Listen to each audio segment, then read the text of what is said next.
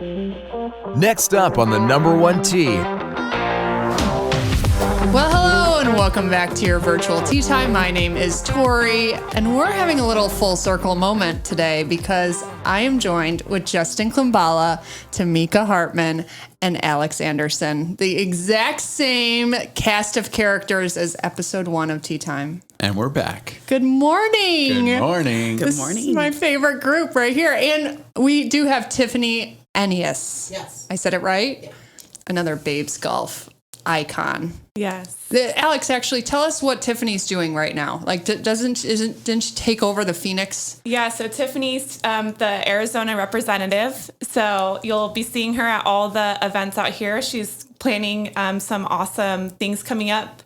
We have range meetups, clinics, and we're partnering with Putting World to do a putting league this summer. Oh, I love that. Yeah. So if you are a beginner golfer or even not beginner, I don't even like putting it in that bubble of beginner golfer. We love beginners. We're all about introducing women to golf, but it's all skill level. So all the women in Arizona, you're going to be meeting up with Tiffany this summer at all the things. All right, great. So today we're going to be talking about practice. Justin has quite an episode for us. But first I want to catch up on everyone's game. Now, let's go to Tameka first because I golfed with Tameka on Monday. We had a fun AGA scramble at Phoenix Country Club. It was a lot of fun with four girls, and we kicked some ass. But we unfortunately didn't kick as much ass as Tameka did at the Wild Safari. Okay, so Justin, I want to see if you can like think this over at all. But at the Wild Safari was also a foursome team. Okay, Gross and Net. Yes. And Tameka's team carded 42 under. Whoa. Net. Though net. Well, of course it's Net. Well, if it was gross, we'd be talking about the Guinness Book of Records here. We still might be. We were 9 under gross. Which is still really amazing. Good because, I mean, so tell us the handicap indexes in your group. We have about 3 18s. Uh-huh. Jade and I are now like 17, but and Dee Dee was like 11, 12. So No, they were on fire. Which is another good point of like, there's a lot of people who haven't yet kept their handicaps and they're always afraid like, oh, I'm so embarrassed about my handicap. It's so high. And I'm like, you don't realize having a high handicap is awesome. You want a high handicap. Yeah. Good players will find you and bring you on your team because they want those strokes. Totally. So you can go from 9 under at gross to 42 under. right. We strategized. We were all about the strategy. No, and I want to add, like, 18's not even high. I mean, even 36, I don't even consider high either, because I'm golfing with ladies of all handicaps all the time. So there's nothing that really surprises me other than carding on 42 under. No, I love it, though. And I do want to preface that there was mulligans and magic putts, and there was a couple fun things. You had the ASU girls out there hitting some drives. We used that to our advantage. Oh, we were all strategy that day. It was like, okay, who has the pop on this hole? Okay, you go low. Like we were like, you have to get this birdie putt because you'll like get a pop. Like we were all into it, which made it fun. Yeah. We didn't realize it was going to be that low though. It was almost like, whoa. I love it. I mean, I'm going to continue to talk about it. I told Tameka, I said, I talked about you on the podcast I recorded yesterday too. I love it. I love it because I know that you record every score and it's legit. And the women you're playing with are also playing on a regular basis, recording their scores. And sometimes you just can't freaking miss. Yep. Sometimes all stars are aligned. I and that's feel okay. like we click when we know it's a competition. When it's not a competition, Tori knows I'm all over the place. I'm talking extra. I am so not focused on golf, but something happens recently when you're under competition. When I hear if it's something to win, even if it's $2, like I'm a different person. Right. Me which is kind of scary. Get into the zone. I do. We were even talking just before, like when you were at the Desert Classic, you're like, oh, I'm sorry. I haven't seen you since our last podcast. I was like, I saw you at the Desert Classic. I waved to you. And you're like, I was in the zone. I was way ahead. I don't see anything. I got blinders on. I see the target. That's awesome. She won first place in her flight that day or that tournament too. We kicked butt it was so fun. Yeah. So fun. We had fun. It wasn't like golf, but we were like, Okay. I would threaten Jade a few times. I'm just saying. One last question about Wildfire, and actually Desert Classic too. Matching outfits. Tell us about the outfits that you had at Wildfire because they were fabulous. And they were like last minute thrown together. So Yeah. I feel like I have a golf closet, if you didn't know. Like the guest room is out of control. Like I have to take clothes out when my mom comes to visit. That's okay. I support it.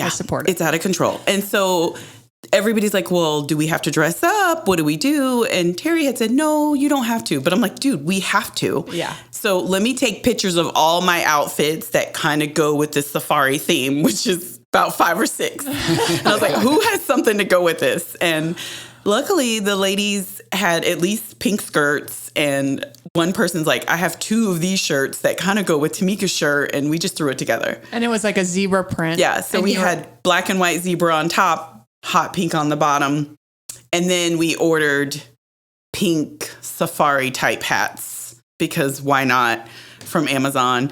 And people were complimenting us all day, and and then we were in the zebra flight, and we didn't even know that we were in the zebra flight. So worked out. That's awesome. Well, I want to get back to what happened on Phoenix Country Club too, but before that, Alex, what's going on with you? What's going on with Babes Golf? Tell us what's going on because it's been a bit since you've been on. Should I start with my golf game? Well, Yes. Or, well, why don't you give your Babecation a shout out or any other event that's coming up that you really want to, promote? Yeah, our annual Babecation's coming up. Actually, it's our biannual because now we're going to do 2 a year. Okay. Nice. So we're going to Palm Desert. We are playing Shadow Ridge, and we're staying at the Westin. So we have a whole weekend planned, including pickleball clinic and a pool day. We have a night out. We're probably going to the Nest. Have you been to the Nest in Palm Desert? I used to live in La Quinta, and So yes, you know. I've been to the Nest. Oh my God, Justin's This is my early 20s, and the Nest We're was bringing the babes to the Nest. quite. I don't an know the Nest. experience. Tameka, do you know the Nest? no, but now I want to. Now I need to know. It's Cougar Town. Okay. Okay. Even better. So I do have to admit, when I went to the Nest when I was in my younger 20s, I worked in La Quinta, and I went to the Nest as an early 20-year-old, and I went in there and I was like, am I at my parents or parents like party? Yeah. Like I did not feel like I fit in at all because everyone was like at least 15, 20, maybe even 30 years older than me, and I was like, So fun. and it's like 1 a.m, and I mean, I swear I saw like even like a 70-year-old couple just like drunk out of their minds. And I need just to go. I'm going to there. the Nest. Yeah. Wait, this sounds like my It's kind like of the place. best people watching for sure. I love it. So Yeah. can people still sign up for Babecation So, in any fashion? Yeah, for about 2 more weeks. Our room block is actually closed for the hotel, but you can find accommodations on your own, or you can try to stay at the Westin. And then, other than that, we're like ready to go. We have White Claw sponsoring us, so it's one of our first big sponsors, and we're super Nice. excited about that. They're bringing out some awesome swag for us, and there'll be White Claw everywhere. I love it. Yeah. Okay, one other event that's coming up that even if it's in California, doesn't matter. Yeah, so May is kind of a slow month for us just because we are doing Babecation. We have like a 9-hole outing in San Diego. We have a 9-hole outing in Orange County. And then Tiffany's we're doing our Get Golf Ready clinic, starting with Natalie at Dobson. And that actually sold out. So we have a wait list for our next one. That's awesome. Yeah. So And that sounds like that's for the woman that wants to really like just get started this summer. Doesn't really know. I mean, you could be a total beginner. total beginner. Yeah. You can be a beginner. fabulous. She goes through everything. And Natalie's so. the best. She's such so a good coach. Yeah. Yeah. And she has put like so many fun things. Like she's doing Golf Olympics like towards the end. So she's going to pair everyone up, and they get to like use all the skills that they use throughout the 4 weeks, and it'll be like a really fun time. So I think she's going to do another one in June. We don't have the dates for that yet. All right, Great. keep us posted. Yeah. Very All right, cool. what about your game? What's going on? I feel like you want to let out some things. This is a safe place. Okay. So my handicap, it needs to go up. Are you recording? Are you playing? And are you recording scores? I played Tori Pines last week, and I shot a 101. And I was hoping that would make my score go up because the last time I played there, I think I shot 92. So my handicap hasn't gone up very much. And there's just things that I'm like, I know, but you have to keep playing. Like, that's I know, the only I know. way you're going to do it. Like, one score is not going to do much unless it's really kicking off a low score. Because remember, whatever score you're inputting is replacing your oldest score. So if your oldest score is still a 101, it's not going to do much. Yeah. So you have to just keep playing, keep posting. I need to keep playing. So you're hoping for your handicap to improve or to it's not improve? I want it to improve, but I feel like I'm not playing at my handicap. Understood. Yeah. Got it. Have this conversation all the time. Yeah. Yeah. And Alex has been so busy this spring, and you just haven't been able to play a lot. Way less golf, yeah. When you aren't playing regularly, your index is really gonna not reflect what you're capable last year, of doing. I can tell a huge difference between how I'm playing now and how I was playing last year, but I was playing so much last year. So I was, getting really good. And so now it's depressing when I go out there, and it makes sense. Yeah. You need to be consistent, but, I want to play more golf. But I've been planning all these events. So I try to just enjoy them and make sure everyone's enjoying themselves. So I don't get out there and play. But I need to carve some time out for... Yes, you do, for yourself. Yeah. But I get it. Frequency of golf, though, is one of the keys to playing really well. So like you said, a year ago, you were playing a lot more golf, so you got better at a lot more. And now you're not playing as much. It makes sense that you're not scoring as much. And I think it's also important to note, too, that that even at the highest level, I was even seeing at some PGA Tour players, if you look at their best score of their year versus their worst score of their year, it's sometimes 21 to even 24 strokes different from their best from their worst. So that's one thing that a lot of people are always like, oh, I'm not consistently playing at my handicap. It's like neither even the best players in the world, not that they keep a handicap, but it's like no one's really around the same score all the time. Their scores keep going up and down. But like you said before, though, the big key to really seeing whether you're improving or not is really to look at like year to year or even 2 years at a time. Like, where are you as a player now from like 2 or 3 years ago? Mm-hmm. We always see the trend is usually going up, but in that time period, though, there is a lot of kind of ups and downs. Like the trend is going down. Your handicap index is going down. Yeah, going down, meaning but successfully. You're becoming more successful. Yeah, exactly right. Yeah.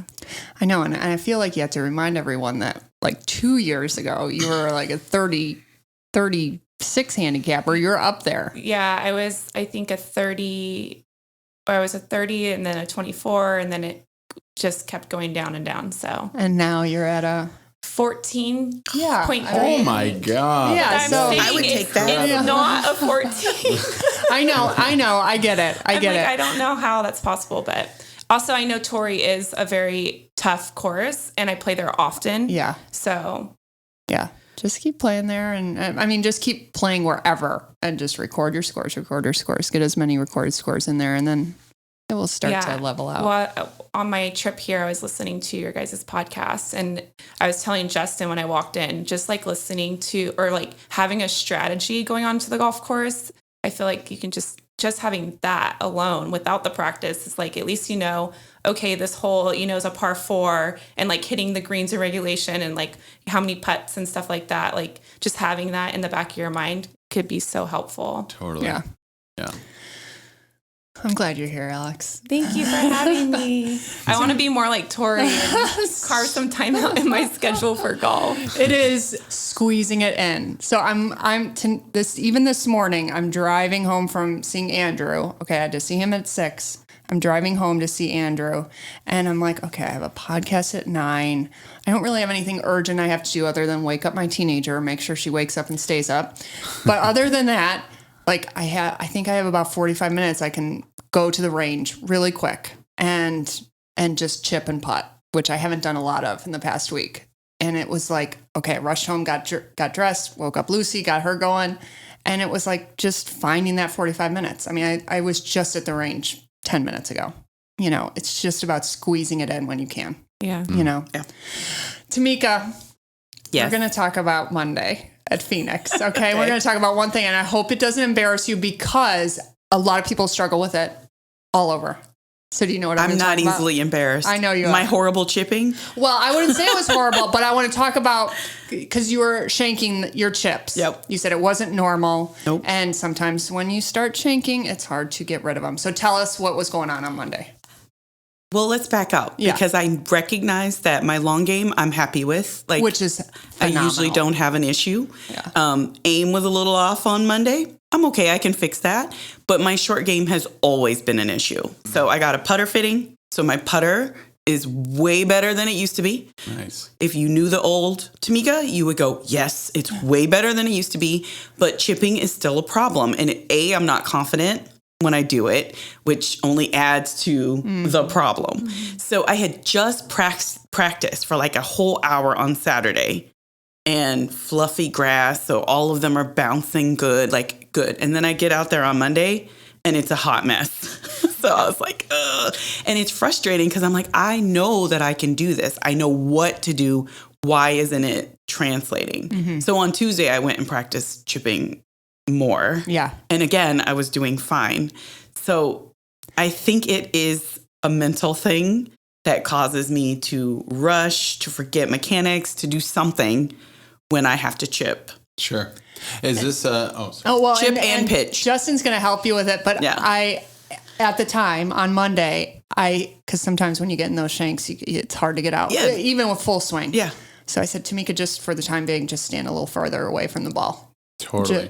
Just to like help for right now, today. And that helped at least. It did. I had towards the one end. decent one. Yeah.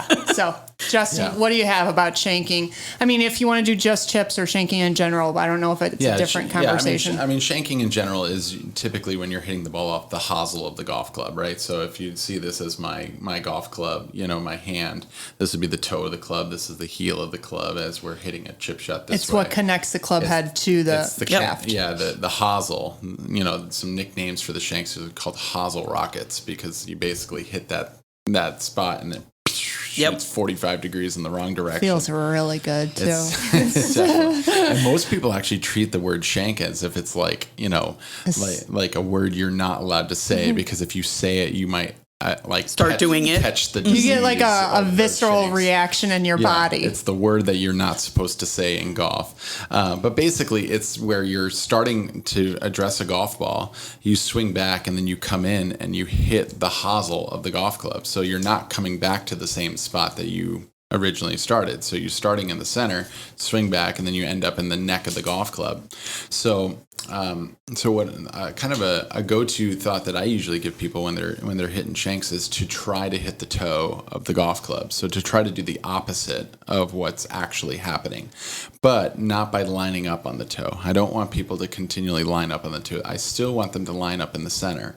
But when they swing back, I want them to try to actually hit the toe of the golf club. And it kind of reminds me of a tip that I gave a recreational basketball player one time. That one time that I had somebody that I was playing with on my team, and they were going to the foul line, and when they went to shoot their foul shot, they came up way short of the hoop and shot an air ball. Then they shot another one, shot another air ball. We play for a little bit more, gets fouled, goes to the line, air ball. I'm like, dude, what are you doing? So we kind of keep playing again. He gets fouled and goes to the line. I go up and whisper in his ear just before he's about to shoot the hoop, and I say, I want you to aim for the backboard this time. I want you to throw it up, hit the backboard, and then bank it into the hoop. And he turns to me. He's like, come on, man, that's not the cool way to make it. I'm like, well, 4 air balls isn't very cool either. It works. So, I mean, we want the point. Yeah. So let's get the point. He's like, okay, you're right. So he sets up to the foul line, and he's got his eyes completely set on that backboard. He throws it up, swish. Goes right in the net. Doesn't even hit the backboard. So we tricked his brain into swinging or to shooting the ball where we needed it to be. That's the same thing here. Originally, he wasn't trying to airball. He was aiming for the hoop, but then kept coming up short. Same thing here. We're aiming for the center of the face, but we keep coming up in the hosel.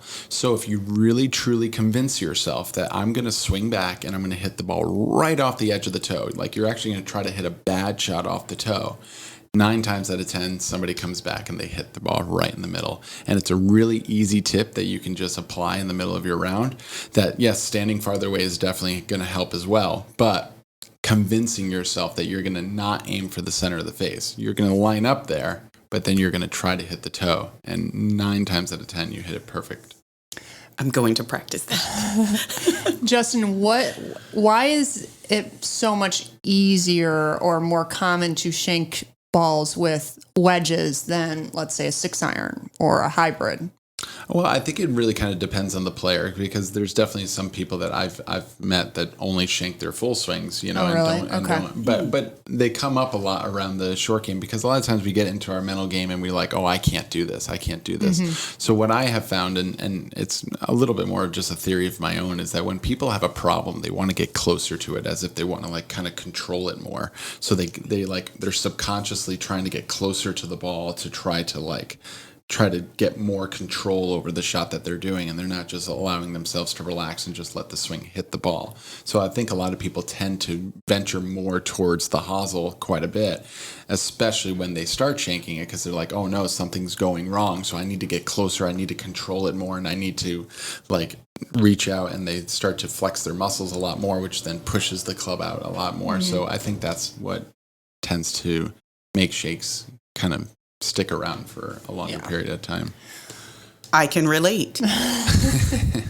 I'm a control freak, so that totally makes sense, because I'm like, okay, this is short. I don't have to do a full swing. Yeah. I'm going to choke down and control it, and oh my gosh. I'm opposite. I love chipping, and then when I get my 6-iron in my hand, I'm like, I'm going to shank this. It happens. Well, let's never have that thought. Step 1, don't have that thought, or wipe that away. Listening to your podcast, the last episode, it was so good. Like even with the water, or like, you know, just having that positive mindset and knowing where that ball's going to go it's so true. Like it will go where you tell it to go. Yeah. And there was a quote in that podcast that we talked about, was that anything you talk about, write about, or think about, you increase the chances of that happening again in the future. So a lot of times people tend to really like focus in on what's going wrong and wanting to fix it. And what it does is it just magnifies the problem and usually multiplies them. So and they're referring to episode 35. So any of the listeners that want to dive into that episode, it's an amazing episode. It's actually part of the workshop Justin and I did for Breaking Bogeys. So it's a 2-parter. And it's a good one, so I highly suggest it. So we're going to dive into practice right now. Justin has 3 pillars on how to improve your practice, or your goals are when you are going out to practice. But let's use Tameka's chipping right now as an example. So if Tameka says to you, I'm going to go practice for an hour today on my chipping. Yeah. What would you tell her? Yeah. So the first thing that I would say is that, the first question I was going to ask too, when you're chipping around the green and you're having these chipping woes, are these chips that are going over an obstacle, or is it usually just from like 20 or 30 or 40 yards off the green and you're just trying to get the ball on the green? It could be either. Usually if it's over an obstacle, I'm okay. Although it was a bunker and I was short, basketball scenario, but that was just me dinking it. But usually it's just a regular chip. Just a regular chip. Yep. Nothing to go over, just trying to get the ball 25 yards, little ones in. Yeah. So there's a fantastic, this is more talking strategy more than technique or anything like this, but actually learning to use a term, what we call putt with loft, and actually utilize. What clubs do you use when you're chipping? 60 degree or 56 degree, depending on how far. So my first tip for you is to never chip with those ever again. Okay. Yeah. So don't use those anymore unless you're going over an obstacle. Because they get higher in the air. Yeah, that's the only reason that those clubs are designed, is to go over obstacles. But if you don't have any obstacles to go over, there's no real reason to use them. So I've been really successfully teaching some students to utilize a hybrid or a 7-iron anytime that they need to chip. And we call it putting with loft, because you're really actually making more of just a putting motion and just using a little bit of loft as opposed to a massive amount of loft. See, what happens when you have a massive amount of loft is that we need to create more power because it's a weaker club. So you have to take kind of a bigger swing in order to loft it up high and then land it onto the green. Well, what happens when we don't hit the ground with that? Well, we scull it, right? And that goes way over the green, right? And that's a massively bad miss, right? So if you're using a 7-iron or a hybrid, you're using a much smaller swing because it's a stronger club. So it's a much easier club to control. And then also, if you do accidentally scull it or don't get it airborne, it still actually ends up on the green and ends up near the hole. So it actually brings the dispersion pattern of all your good shots and your bad shots are actually much closer together, where with a 60 or a 56, you're introducing the idea of sculling it over the green or chipping it or chunking it 1 or 2 yards or shanking it off to the side because you're taking such a big swing for a shot that doesn't really require that complicated of a stroke. So if you're going over a bunker, absolutely we need to use those high lofted clubs. But if you have nothing to go over, using a hybrid or a 7-iron, I would highly recommend starting with those and seeing if you can use those. And then we just treat it more like a putt, because if you think of like a putt, most of the time a putt doesn't usually have as much arc as like a full swing or a half swing with a sand wedge or a lob wedge. So when you're standing, usually you'll stand up maybe a little bit closer and just use just like a little putting stroke. And as you can see, there's not as much arc to kind of a putting stroke. So it's much easier to find the middle of the face again and get rid of those shanks, especially if you don't need that high lofted, fancier shot. So experimenting with different clubs, I highly recommend it. And if you want to just start, just do the hybrid and the 7-iron. And then if it's a recreational round, where it doesn't really count for anything, I wouldn't use them at all. And I would use the 60 or the 56. Just do hybrid and 7-iron and see if you chip better. Most people that I've had try this out with zero practice, just go out and just chip. Anytime you have an opportunity to chip, use a hybrid or a 7-iron instead of a 60 or 56 where you usually do. 9 times out of 10 they score way better with zero practice. Yeah, you did that for our Before Golf Babes golf clinic for all the newbies that came in, and they loved it. Yeah. It was so easy to get next to the flag with like their hybrid. Yeah. I like that you said fancy shot, because that's why I use the 60 and the 56. She wants to be fancy. Totally. Fancy gal. Like it looks cool. Like it looks like what they do on TV. I'm like, I should be able to finesse this. Absolutely. And I do when I'm practicing and the grass is like fluffy and perfect. And there's like no pressure. right. And there's no pressure. Yeah.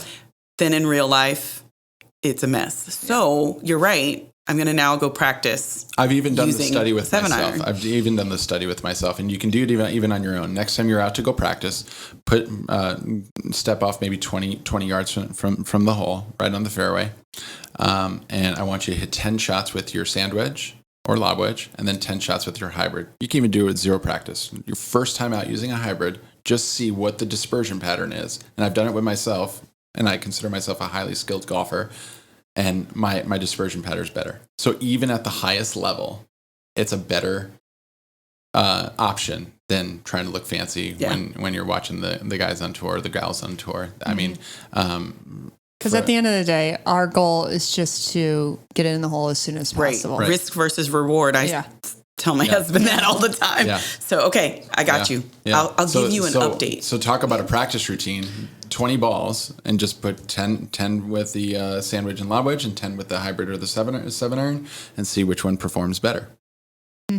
And also with the putter too, and a wood even. Absolutely. So you can try all of them. Today I was putting off the green. I was using my 60-degree chipping, and then with the same shot I was using my putter, because I'm actually I feel like I gotta get better at the feel of putting off the green. 5 yards. Well, I used to putt off the green a lot, and then I felt like I should not be using my putter this far out. Like it looks amateurish. Yeah. That's not probably a real word. Well, but so that's why I was like, I got to start using these. Okay, fine. I am sold because I want the score to go down. Correct. So. Exactly. Yeah, and there's a great quote one time that they just said they never ask how, they always ask how many. So they only ask what you scored. They don't care how you did it. At the end of the day, your score is going on the leaderboard or it's going into your handicap system. They don't care how you do it. They care how many strokes you ended up having. And putting from off the green, an amazing strategy. And then when you can't feel like you can putt, using the 7-iron or the hybrid. When I see someone using a putter off the green, I say that's smart. Yeah. Yeah.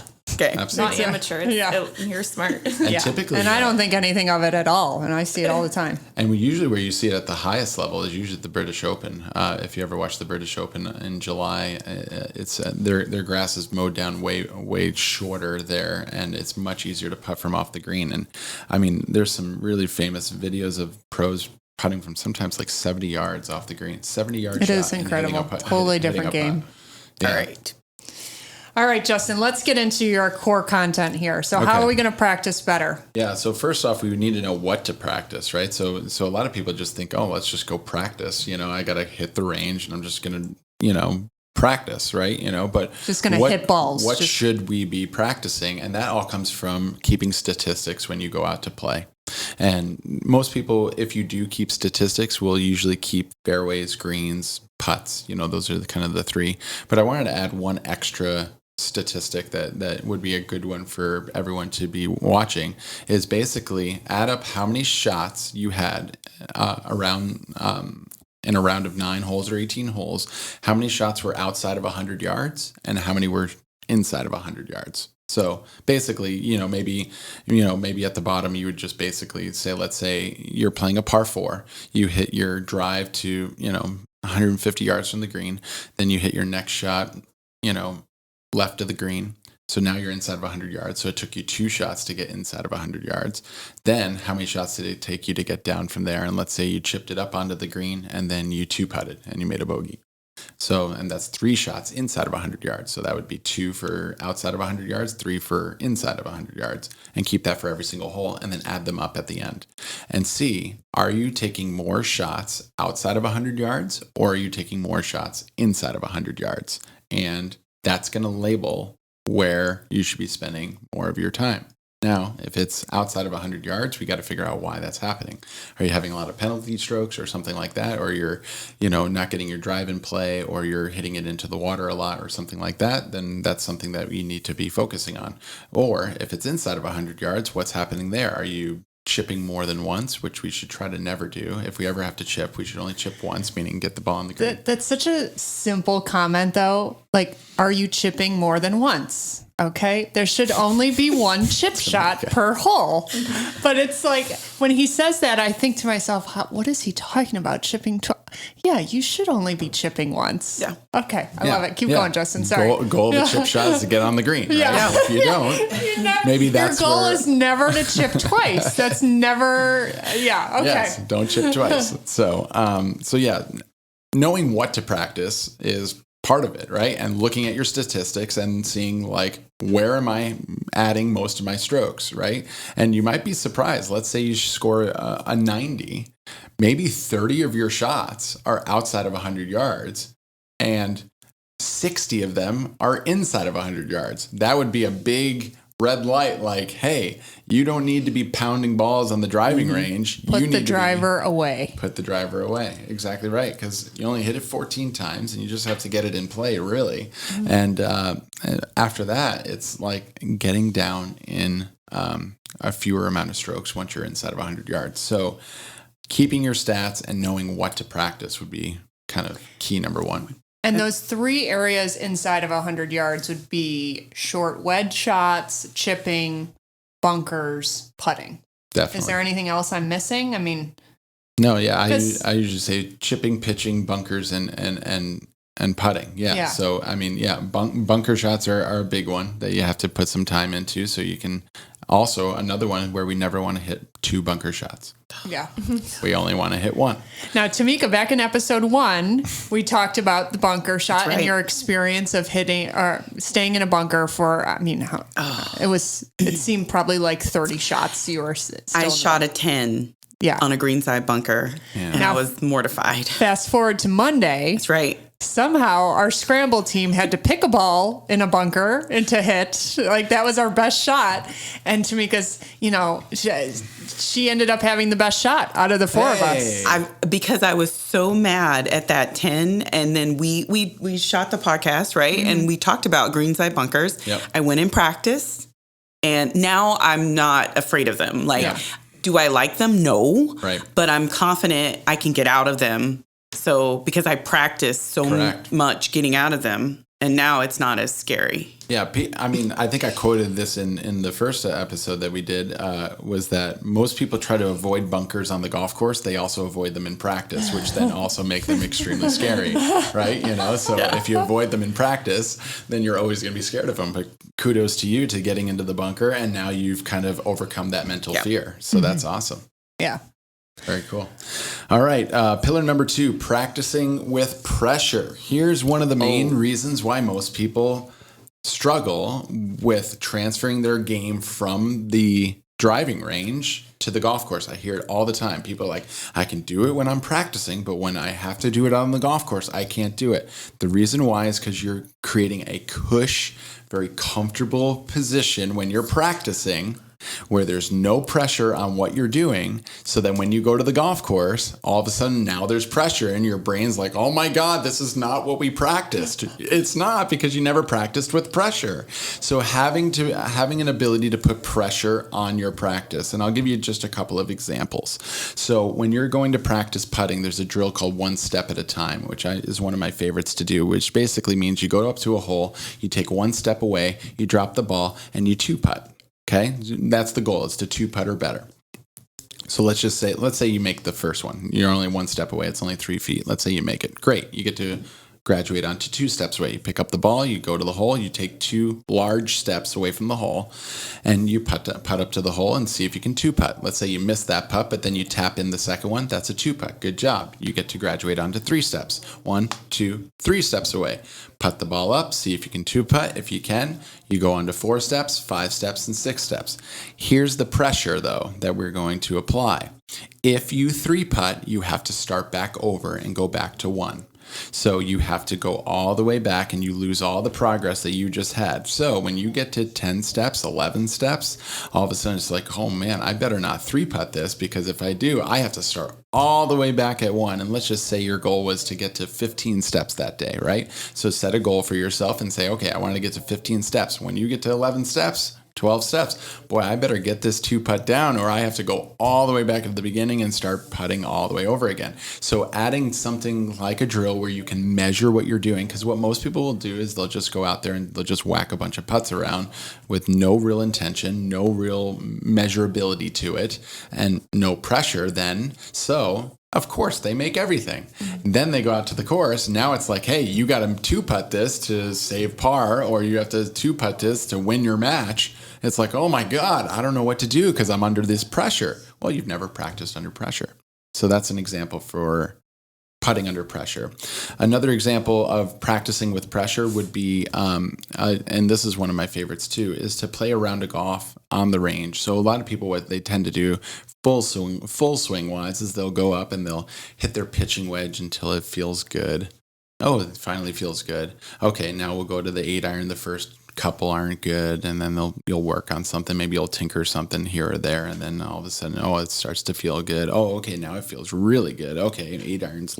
It's almost like you're charging up each of your clubs, like as if you're like you have to hit them enough until you feel confident with it. Then you put it down and you bring the next one up. Well, that's nothing like what real golf is. You don't get 20 shots with your 8-iron until you eventually get to hit a good shot. So my example of playing with pressure for full swing is to play a round of golf in your head on the actual range, so you get to go out and you actually play a round of golf. So imagine yourself out on the golf course when you're playing a course that you're maybe used to playing a lot, and you hit your drive down the area of the first hole, and let's say you have about 150 yards in. Now you put your driver down, you have to take your 150 yard club out, hit that shot, see if you hit the green or not. If you do, then you move on to the next hole. If you don't, then you have to maybe hit a little chip shot or something like that. But in your mind, you're at least practicing playing on the golf course that you're used to playing all the time, as opposed to always just banging balls with no real point. And Justin did say that, that's easy to do when you are envisioning a course that you play at all the time. So if you're envisioning Seville, if you're envisioning Tori that you play all the time, but also if you are keeping your stats while you're playing these rounds, you get a really good idea of what your yardages always are based on the shots that you are, the good shots, the most ideal shots. So if I'm on the range and I'm envisioning hole number 1 at Arizona Country Club. I'm going to hit my driver. I'm aiming a little left. So I'm going to use the range to pick out a target that's more to the left. And then I'm going to lay up. So I'm going to use my 7-iron. I hit a perfect drive. Well, I always lay up with my 7-iron because that won't get into the next bunker. Okay, perfect. Hit my 7-iron. And then I know that if I hit my 7-iron perfect, which we're going to think every shot in the range is perfect, then I'm going to hit my 86-yard sand wedge because I just know those yardages because I've played that course so many times and I've kept stats on it. So I really know what, on hole number 2, if I hit a good drive, I'm hitting 92 yards in, most likely, around there. So it's just keeping those stats will even give your practice even better Absolutely. too, in that way. It also engages your brain a little bit more when you're practicing. It's really boring to just hit ball after ball with no real intention and no real goal, so if you're envisioning yourself playing, in your head, it's, you're putting a purpose to what you're doing. You're picking out a target. Hopefully you're also going through your pre-shot routine every time you hit the shot. How many times do people say, I never practice my pre-shot routine? Because most people just go and machine gun golf balls out there as fast as they possibly can. I've even seen people not even take their grip off the club. They'll hit a ball and then they'll rake it in with both hands. Stop. And then they're whacking it again, Oh my God, I can't handle that. That just made me feel uncomfortable. How are you guys? How are you guys at the range? Do you feel like you're hitting them really fast, or do you think you can, or you kind of take your time? Well, the range I go to actually has top tracers where you can play a course. Oh, perfect. Oh, that's fun.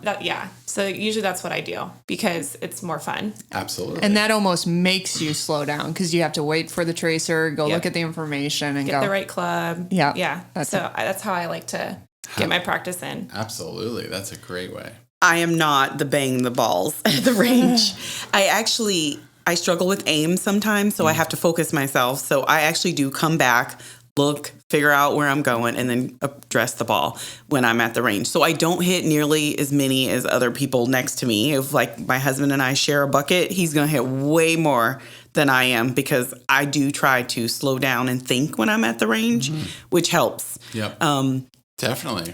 More people should be practicing like you. That's awesome. That's well, really and I good. think probably a common myth is that you do need to hit a ton of balls during a practice session when in fact maybe 30 balls with intention correct will serve an even better purpose. Yeah, it's quality versus quantity. People sometimes think mindlessly hit balls thinking they're getting better, but if there's not actually quality things going on during that, you're really just exercising, So Justin, could you go through real quick what a pre-shot routine should be for a newer golfer? For sure, yeah. So there's kind of a mental side and a physical side of a pre-shot routine. We'll talk about the physical side first. So basically, a good pre-shot routine is to start from behind the ball. All great players start from behind the ball. They don't just walk into the ball and then start doing their routine. They start from behind the golf ball, and they actually, I think that they tend to pick out two things. One that they first do is they envision the shot that they want to have happen, and actually see where that's going to go. That's part of the mental part of it. And then the second thing that they typically do, especially people struggling with aim, is they pick out an intermediate target. And an intermediate target is something that's just in front of their ball, and it needs to be close. So I've showed this to some students before, and I said, pick out an intermediate target. And I said, did you pick one out? And they're like, yeah. And then where is it? And they'll point at something like 10 yards or 15 yards down the fairway. And it's like, that's way too far.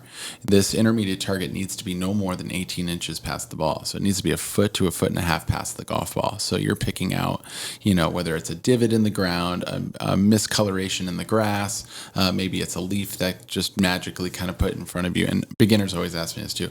Well, can I put something there? Unfortunately, not the rules of golf. It doesn't allow you to just put something in front of your ball that you can aim over. So you have to get a little bit creative. But one thing that you can do, especially on a driver, is that you get to pick where you tee up on the tee box. So almost always, there's always at least one divot on the tee box. So I always find the divot. I tee up my ball right behind that divot, and then I just aim over the divot, and then that takes care of my aim. So then here comes the next part of the pre-shot routine. As I come in from the side, I always aim my club face first. So I aim the face at my intermediate target. Once I aim that face, then I set my feet and my body alignments parallel to that little imaginary line between my ball and the intermediate target, and then I'm set to go. And then once you get into your ball, a mentor of mine named Jim McLean used to say that a death move is freezing over the golf ball. And what most kind of beginners tend to do is they freeze over the ball and they start to go through a laundry list of like 15 things that they need to remember to do in their swing. And they tend to freeze and they just squeeze the club higher and higher, and the tension level starts to rise. So what we want to do is avoid freezing over the ball. So there's three things that I tend to tell people to do once you're over the ball that would be really good for you to stay loose. One is called jostling your feet. So if you can see my hands here, and all I'm doing is I'm just like, if these were my feet, is I just kind of pick up my toes back and forth. It just moves my weight back and forth between my left foot and my right foot. And that just kind of keeps my body a little bit loose right before I hit it. And by the way, whenever you see a good player jostle their feet, they always pick up their toes. You never see people picking up their heels. So you're always kind of picking up their toes. And then another good thing that you could do is what we call a waggle. So you're taking the club in your hands and you're just moving the club a little bit and waggling. What does that tend to do? It relieves the tension in your hands and arms. If you're squeezing it really tight, it's really hard to waggle. So when you give yourself a little waggle, which is kind of just doing like a little wave in the air with the club, that keeps your hands nice and tight, nice and loose. And then the third thing that I tend to tell people right before they're about to hit the ball is, what are you looking at? Are you staring at the ball and only glancing at the target? Or do great players tend to stare at the target and only glance at the ball? So you'll see great players more looking at their target and thinking about their target, as opposed to staring at the ball and once again going through their mind of all the things that they feel like they need to do to strike the ball well. So looking at the target more and then glancing at the golf ball. So that's kind of everything kind of encompassed in a pre-shot routine physically. That was fabulous. Mm-hmm. And I can attest that a lot of great players that I watch are doing exactly what Justin just said with their feet and with the waggle. And once again, another famous quote from my mentor, Jim McLean. He said, you don't have to be a great player to look like a great player. So all the things that I just talked about there is... that on a t-shirt. I love that. So you can start to look like a good player. So, and I tell this a lot to kind of my higher handicappers. I said, if you want good players to pick you for your team, just start looking like a good player. And then they'll be like, ooh, this guy's got a good, or this gal's got a good pre-shot routine. Let's bring her in. So. All right, Justin, sorry. We got to wrap things up. So let's go over your third pillar here for practice. Okay, third pillar here, and I'll just be quick with this, is just to break up your practice. So don't just stay at the range and practice one thing for an extremely long period of time, right? You have to break that up. And actually, I read in a book recently, and I can't remember which one it was, but it was that basically you have to give your brain an opportunity to remember. So you learn something new, then you have to go do something different, so that when you come back to doing it, you give yourself an opportunity to try to remember what you learned the last time. That makes a lot of sense. So this particular guy says to actually go through stations where you actually, let's say you're working on a swing technique, like you go to an instructor and they're telling you to do something. Do that only for like maybe 5 minutes. Then go over and hit a couple of chip shots over a bunker. Then go make an 8-foot putt, and then you have to stay there until you make the 8-foot putt. Then come back and do another 5 minutes of working on it. By interrupting and adding some spacing to your practice, it allows you to then come back and then see, do I remember what I learned in my first 5-minute session? Okay, let's do another 5 minutes and see if I can remember it. And this is why a lot of people tend to really, really love playing lessons with me, because when we go out for a playing lesson, we'll talk about something maybe full swing on the tee. Then we will talk about maybe something in the fairway. Then up onto the green, we'll talk about chipping or pitching around the green, maybe a little bit of putting. Then we go to a whole new hole and it starts all over. Mm-hmm. Now we have to come back and remember what we talked about on the tee last time. And now we're applying it to a different hole in a different scenario. So they get so much more out of it because spacing is kind of organically put into a playing lesson, where when you're on a range, typical range lessons are just you stand there and you hit balls for an hour talking about the same thing. And I have to say that will help with boredom too. Yeah. For Just sure. moving to each station and time will fly. Don't you guys think? Yeah. And that's usually where most of the damage you do in your game is when you start to get bored. So people, it's a sad thing. They keep pushing themselves to stay there longer and longer and longer. But once your brain gets bored, sometimes you actually start to instill bad habits because you're just not engaged with what you're doing. Yeah. And I'll add on to that too. Like if I go practice one day and nothing's feeling good, I don't care if it's been 15 minutes. I'm out of there. Or I'll just go putt, or do something like I'll just stop hitting. Like, because some days it's just not going to feel good. Right. And why try and Justin, do you think you should just grind it out at that point? I don't think so. I read a book once. If it's not going well, quit and go home. Yeah. If you're practicing well and it's a good practice day, practice till the cows come home. Yeah, take advantage push of it. yourself to go even longer because you want to instill a little bit of what we talked about in episode 35 of the self-image, right?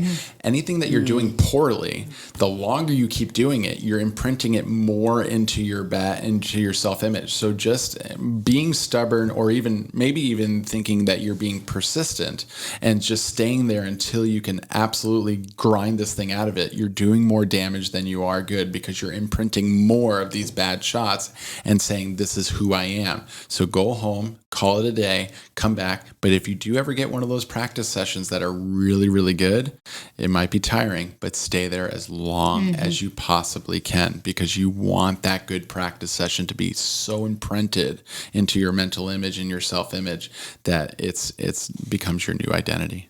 I love that. Love it. Oh my God. I feel like you two feel, I'm feeling inspired. I am. Tiffany, are you wanna feeling go inspired? practice. I love it. So this is almost what Breaking Bogeys is all about. Because if we're Absolutely. thinking about the practice, and there's so much more than just the practice plans we're putting out there at Breaking Bogeys, it's more about giving you practice drills that instill that pressure, having a community that instills the accountability of actually going to do the practice drills and having to come back to the group and saying, oh, I did it. Yep, here's my selfie. I did it. Felt good, felt bad, whatever. And being able to share that feedback with everyone. And then just, having that weekly reminder of what to do and continue your journey on getting better. Because a lot of times, it's like the January 1st thing. Oh, yeah, I feel really motivated in January, but come the third week of January or February, we kind of get off that high. So having this ongoing community and training and practice plans weekly, it will just help improve your game all around. Yeah, everybody wants to get better in the game of golf. Most people will say, I have the time to do it and I will put the time in. But most people don't know what to do. And that's what Breaking Bogeys is going to be. We're going to tell you what to do. I can't wait. All right. Well- You've inspired me to make my handicap go down now, okay? I feel like, okay, so question for maybe those listening. Love it. I want to break 80. I know. Or how about 80? Okay, can I just get 85 every round? Like at this point, I'm in that 86 to 89 range. So is breaking bogeys for someone like me? That's such a good question. If you want to shoot 85 more consistently, right? That's the Breaking 90 class right there, right? So a lot of the stuff that we're going to be talking about in the Breaking 100 and the Breaking 90 is going to eventually be in our Breaking 80 class. So it's we're not offering the Breaking 80 right now, but it's going to be in our Breaking 80 class. So learning those core concepts right now, somebody who's trying to break 80 right now could be in our Breaking 90 class and most likely break 80 just being in the Break 90 class. Good stuff. The concepts that we're giving, it's not like it's a whole new chapter of new things that, now that you've broken 90, the game totally changes and it's all this new stuff to break 80. No, it's just further mastering what you're learning in the Breaking 90. Yeah. Okay. Yeah. That's a good explanation. So that is coming eventually, but we started with the two groups of Breaking 100 and Breaking 90. Excellent question, Tameka. Thank you. You guys, this really was full circle. Thank you so much. Thank you. The odds of Alex being in town, because it's almost summer, she's in California now. It was meant to be. I'm so glad Tiffany was here and we were able to introduce her and get all the Arizona ladies know where to go and what to do to get started in golf. Tameka, you are an amazing golfer. Monday was the first time I actually golfed with Tameka.